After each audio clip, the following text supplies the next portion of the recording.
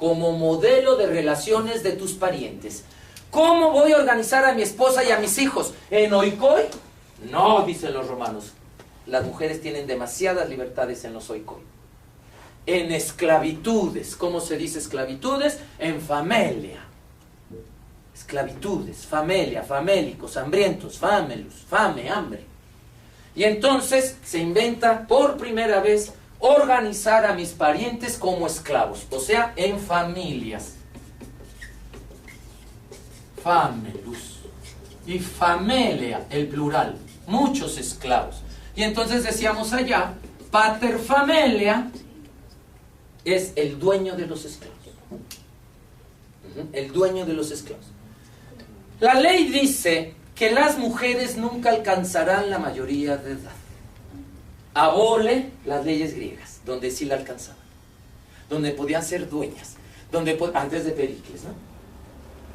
Y dice que el hombre alcanzará la mayoría de edad hasta que muera su papá, hasta que muera el padre.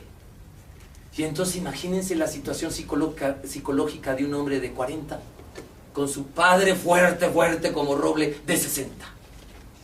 Nada podía poner a su nombre el Señor. Incluso la esposa tenía que venir a nombre del padre. Y eso le daba autoridad al padre para decir, a ver, hoy me toca con tu mujer, quítate, es mía. Y te lo compré. Y entonces, el pater familia tenía derechos corporales sobre todos los que vivieran en su casa. ¿Y derechos corporales qué quiere decir? Podía rentarles como esclavos, prostituirles, cortarles una mano, golpearles hasta la muerte o matarles. Y no había ley que castigara al padre. ¿Por qué? Pues porque son suyos. La ley romana dice que cuando alguien es dueño de algo puede hacer uso, usufructo o abuso de ello. Si yo soy dueño del plumón y lo rompo, ¿ustedes me pueden decir algo? Pues es de él. Lo mismo. Si mataban a alguien en su casa, decían, pues es de él. Es un poquito la actitud que tenemos hoy con las mascotas. Que podemos incluso criticar a alguien si es muy malo con su mascota. Pero pues es de él. Claro. ¿Es que lo va a matar? Pues sí, pero es de él. Y así se decía con el pater familia. Oye, pero es que está golpeando a la niña hasta la muerte. ¿Pero qué vamos a hacer? Es su padre.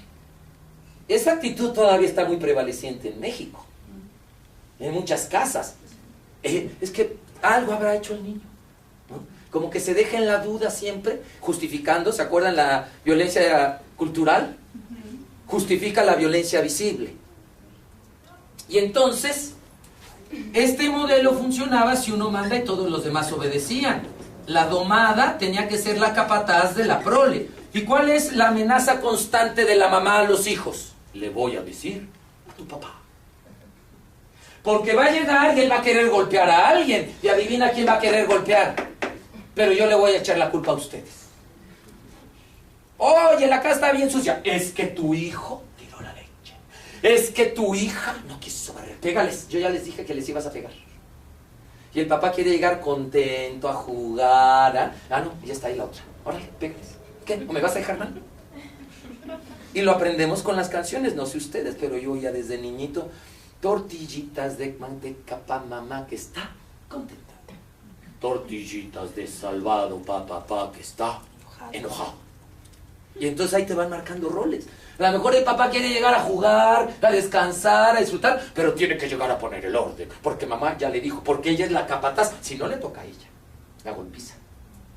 Y entonces se vuelve, dice Monseñor Helder Cámara, obispo de Recife, Brasil, la familia es una espiral de violencia. Y no acabaremos con la violencia, dice Monseñor Helder Cámara, hasta que acabemos con la estructura familiar. Hay que acabar con la estructura familiar esclavista, donde uno manda y los demás obedecen. Y si se va papá, ¿quién queda en su lugar? Y a veces es peor que papá. Y si no está papá y mamá, ¿quién queda en el lugar? El mayor o la mayor, o quien traiga el dinero a casa. Y se vuelve una espiral de violencia. Es allí donde aprendemos la violencia, en el modelo de la familia tradicional, conservadora, autoritaria, donde tú no puedes ser tú, donde tienes que obedecer nada más y callarte la boquita. Ajá. Es ahí donde la aprendemos, por favor. Y luego queremos rescatar esta familia. ¿Para qué? Mejor ya evolucionemos. De ahí venimos saliendo. Pero entonces persistió todo lo romano, digo, de hecho, bueno, hablamos romano. Derecho romano.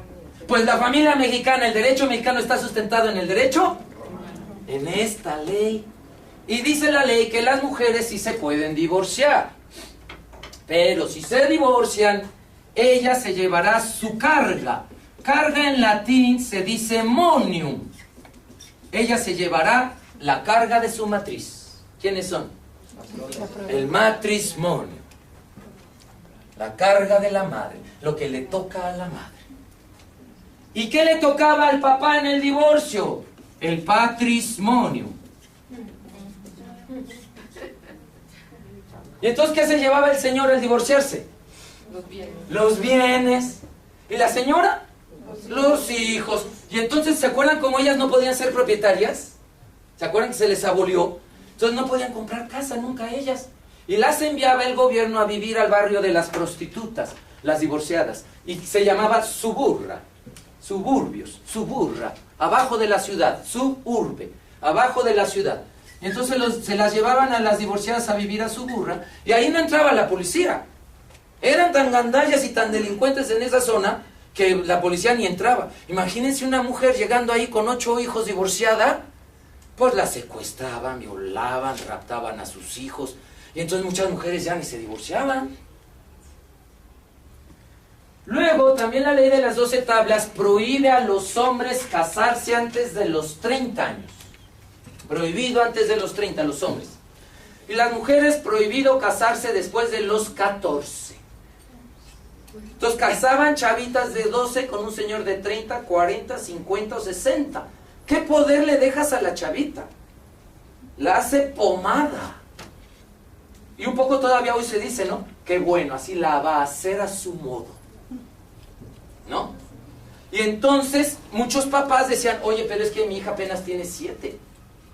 Sí, pero ya me la pagaste, ya me diste la dote, ya me la llevo, porque el papá tenía que pagar al novio. Para que se llevaran a las mujeres, el padre tenía que pagar. Ajá. Y entonces se llamaba dote. Y entonces te pido que no te la lleves hasta que menstrue. Espérate que crezca tantito, porque se las querían llevar de 4 años, de 6 años, de 7 años, de 8 años, porque ya estaban casados.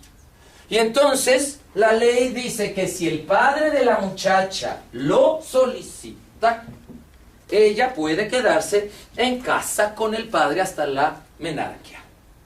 Pero ya está comprada, ¿no? Ya está apartada. Y entonces la ley obligaba a ponerle el grillete de los esclavos a la niña ya casada, a la desposada. La que todavía no menstruaba y ya estaba casada, a la desposada. ¿Cómo saber que una niñita ya era desposada de alguien? Porque llevaba el grillete de los famulus. Los romanos tenían 2 tipos de esclavos. Los que nacieron de esclavo y esclava le llamaban servus.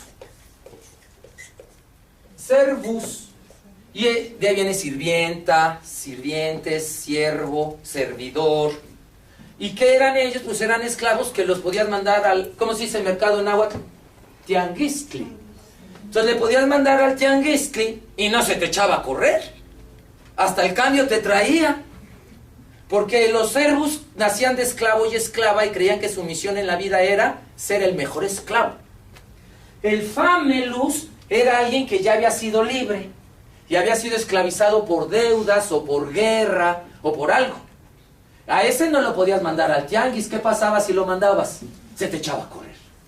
Y entonces les ponían un grillete en el cuello o en la pulsera, que todavía le llamamos esclava, o en la pulsera del pie o en el dedo anular. Y adentro tenía que llevar el nombre del dueño de esa persona, como perrito, por si se perdía, ¿a quién se la vamos a entregar? Y adentro llevaba el nombre. Y a ese aparato en latín se le llama iugus. Y quien lleva mi yugo le llamamos cónyugus. Y surge la sociedad matrimonial, conyugal, que quien gana privilegios de aquí te dice, Dios la quiso. y hay de aquel que se atreva a cambiarla. El hombre manda, la mujer obedece y ella manda a los otros. Y si uno de estos un día quiere mandar, le prometeremos que un día tendrá su casa, pero aquí obedece. Y surge la familia. Ajá.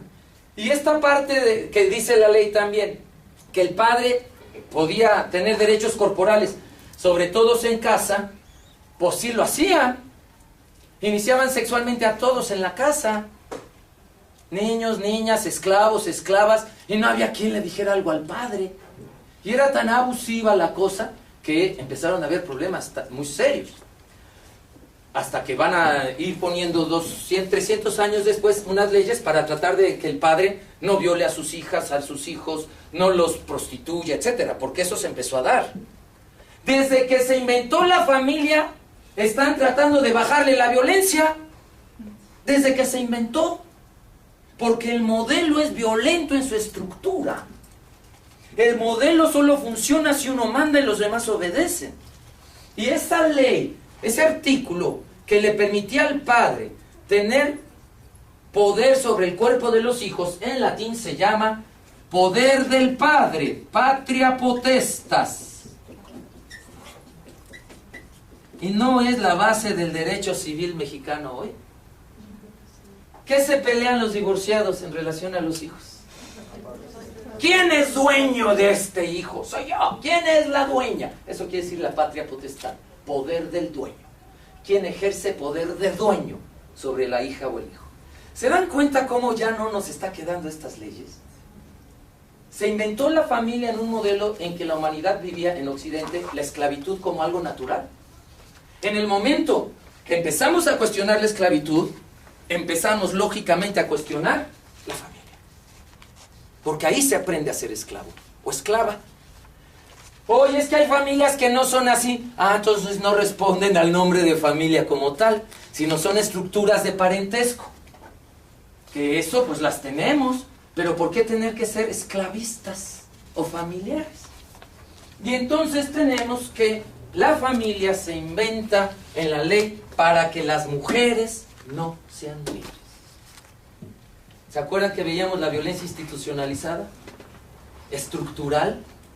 La mujer que nace hoy en familia sabe que tiene menos permisos que sus hermanos y lo acepta naturalmente. Sabe que ella no puede faltar a la casa, sus hermanos sí. Sabe que ella tiene que llegar a una hora más temprana que sus hermanos y lo asume como que ellos tienen esos. Porque nací aquí, me parece la violencia familiar normal, natural. Y de ahí la vamos a emanar todo el siglo XX, hasta el siglo XX del cristianismo. Porque este modelo se hereda al cristianismo y ya cuando el cristianismo llega van a ir perdiendo las mujeres cada vez más poder. Tenemos, les decía, mujeres todavía hasta el siglo IV en el clero, ya de ahí ya no. Y poco a poco van a ir perdiendo los derechos, las mujeres van a ir perdiendo los derechos. Hasta lo peor fue del siglo IX al siglo XII. Las cruzadas, cuando les ponían los cinturones de castidad. Eran como bebés de plomo, de armadura, con una greca en medio. Imagínense que aquí tenían unas bisagras que les quedaban a ellas en los muslos. Y al ser de plomo, de armadura, pesaban entre 4 y 18 kilos, depende del modelito. Tenían que vivir sentadas por estar cargando eso. Pero además les ponían 2 candadotes que tenían que usar unos vestidotes para taparlos. Ajá. Pero imagínense además que aquí está la vulva, meato urinario, el orificio vaginal, aquí está el ano. Entonces todos los desechos de orina, sangre menstrual o heces fecales iban quedando y muchas mujeres morían de gangrena. ¿Cuánto tardaba el don en las cruzadas? A veces no regresaba. 7 años, 5 años, 20 años. Imagínate que la mujer esta tuvo la suerte que su marido en 20 años regresó. Viejo, la llave. Y el otro, ay vieja, la llave. Y entonces había que serrucharlas.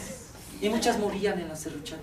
Muchas se desesperaban porque les avisaban que el marido murió, lo que fuera, o la desesperación, y ellas mismas se lo querían arrancar y se mataban. Ajá. Entonces, ¿cuándo fue lo peor del cristianismo contra las mujeres? Siglo X, siglo XI, siglo XII. Las mujeres eran prisioneras de los señores.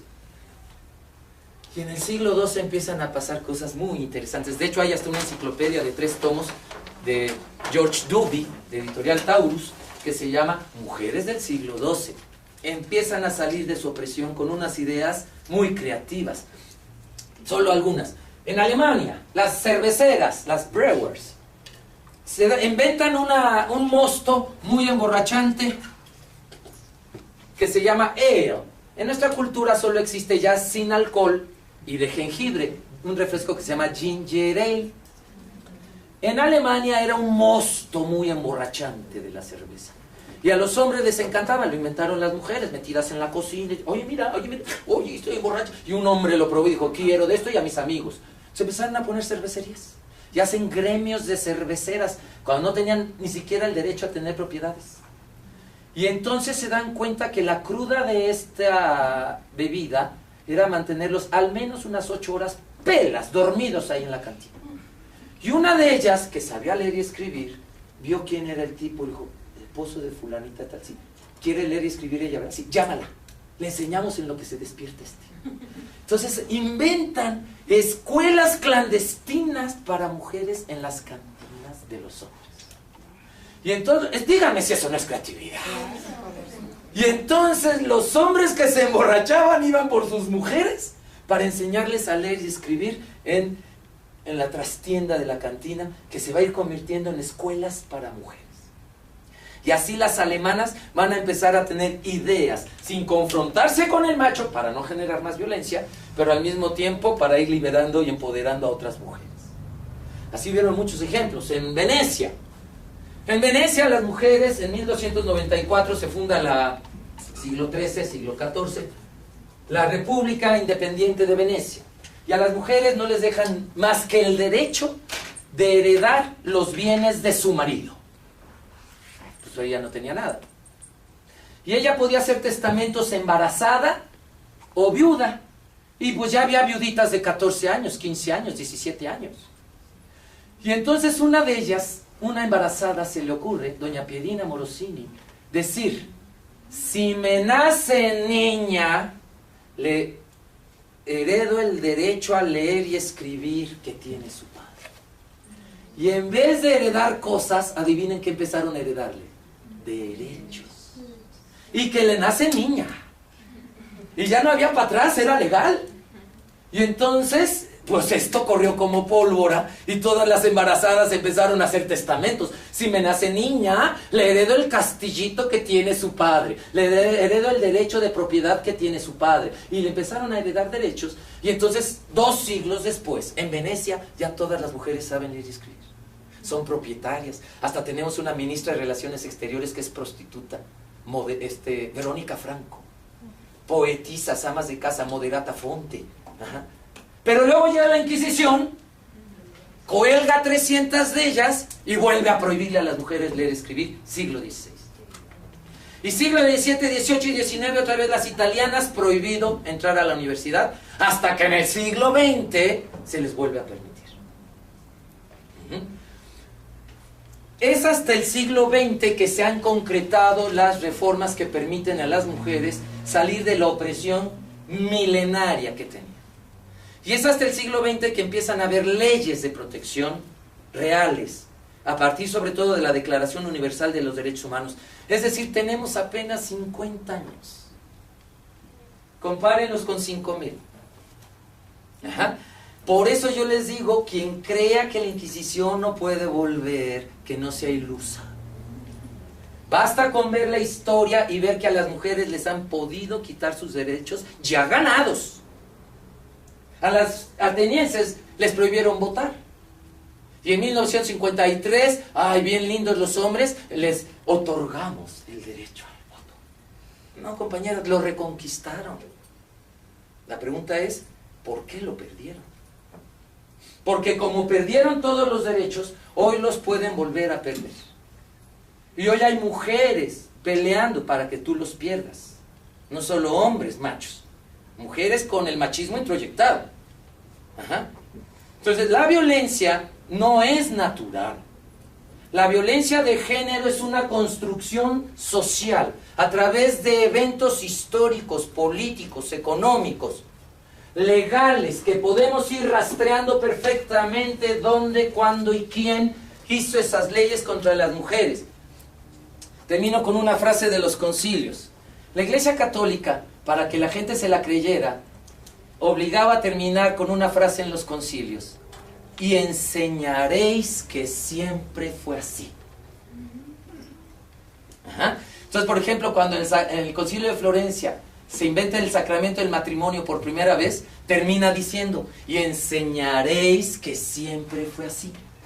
Y entonces hoy hay gente que cree que el matrimonio es desde el principio, o que mismito Jesús lo fundó, cuando pasaron más de 1500 años para que eso sucediera.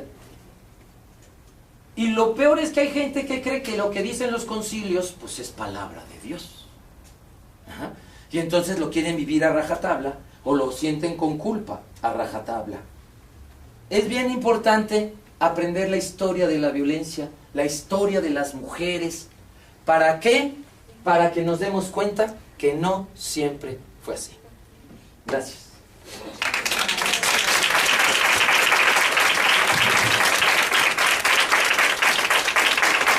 Muchas gracias. ¿Alguna duda, algún comentario? Queríamos, platicando con Fernando y por invitación de Crecer, me platicaban el temario y creía su equipo de Fernando importante que empezáramos con la parte de la historia para que desnaturalicemos la violencia y nos podamos pensar como un resultado social, un constructo histórico, no es natural. Entonces, por eso fue esta clase, digamos, un poquito corriendo, un poquito la introducción que hizo Fernando, adelantó. Hay dos documentos que escribí yo en su carpeta. El primero es la historia de la diversidad sexual, es un manual que Mexfam va a publicar para sus trabajadores y trabajadoras de sus clínicas, para que puedan atender sin homofobia, sin lesbofobia, sin transfobia. Entonces me pidieron a mí un manual y en ese manual hago ustedes van a tener 2 capítulos de ese manual por adelantado. Todavía no lo citen, ¿no? Porque va a publicarlo Mexfam, pero tienen el capítulo de historia de la diversidad sexual que nos habla un poco de esto, solo que aplicado a la diversidad sexual. Aquí fue aplicado a las mujeres y a la violencia.